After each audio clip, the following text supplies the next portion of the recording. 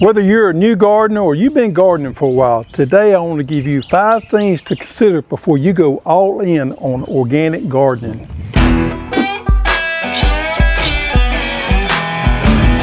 Number 1, if you're spontaneous, if you're one of those type people that decide one Saturday morning you want to put in a vegetable garden without any preparations, organic gardening may not be for you.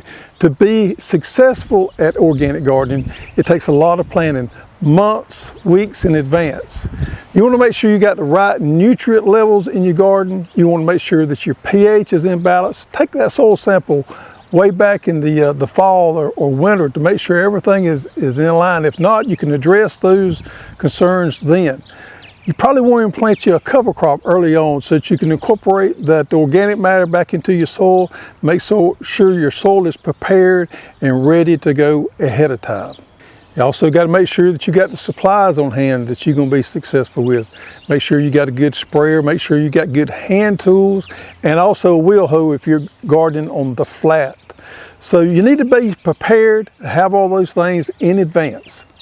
Preparing your garden, you also need to make sure that you prepare it weeks in advance to work that soil up. You know, if you had a cover crop on there, you want to incorporate it in, but it takes weeks sometimes for the organic matter or your weeds to decompose in your garden before you're ready to plant. Number 2, you need to understand what organic means if you want to be successful doing an organic garden.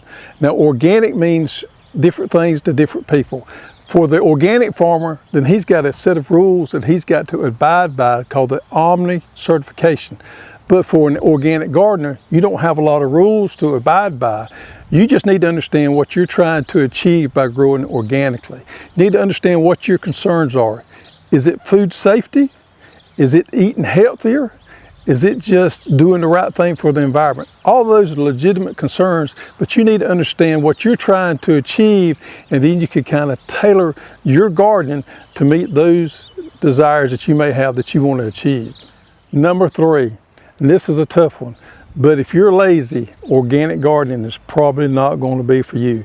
Now, gardening can be a lot of fun and a huge stress reliever when you've had that hard day at work to come out there and work and sweat in the garden.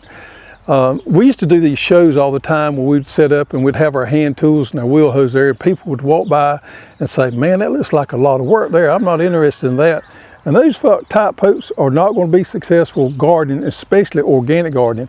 You know, when you're organic gardening, you got to add a lot of organic matter, compost to your soil, to your garden, and that takes a lot of wheelbarrow work, a lot of shovel work. And you know, you got to weed a lot. So you got a lot of hand tools with hose, you know, working the wheel hoe. To be able to get out there and enjoy the actual physical of sweating in the garden is going to be something that you need to enjoy if you're going to organic garden. Number 4, you can't be afraid of failure. You know, there's a lot of times that just life happens. You go on vacation, you get sick, and the garden gets out of hand and you lose a particular crop. The weeds take over, the bugs move in, and sometimes you're just going to lose out. You got to understand that, you got to embrace it and move on. So if failure really bothers you a lot, then organic gardening may not be for you. You got to just move on, put it out of the way, plant some more, and go on and try to learn from their mistakes and try to be successful moving forward. If you're concerned about the cost or money, organic gardening may not be for you. You know, there are some cost involved in getting the correct minerals in your soil. You know, if you have compost, that's great, but most people have to buy it, and it can get expensive. You have to have it hauled in, or you have to find a way to haul it in. You got to invest in, you know, equipment and supplies. You got to have good hand tools. You know, we think you need a good wheel hoe. You got to have a sprayer. You got to have supplies on hand. So it can be a little bit expensive to get set up to do it correctly. So you have to understand these costs will come up front. And it's not necessarily about saving money, but it's about growing organically and knowing what you're trying to achieve. Organic gardening can be very productive and healthy. Understand if it works for you. It's easier done on a small level to understand it, understand what you're doing, and understand all the processes than it is on a larger level. The larger you get, the harder it can be to achieve. So the main takeaway here today is to understand if it fits for you.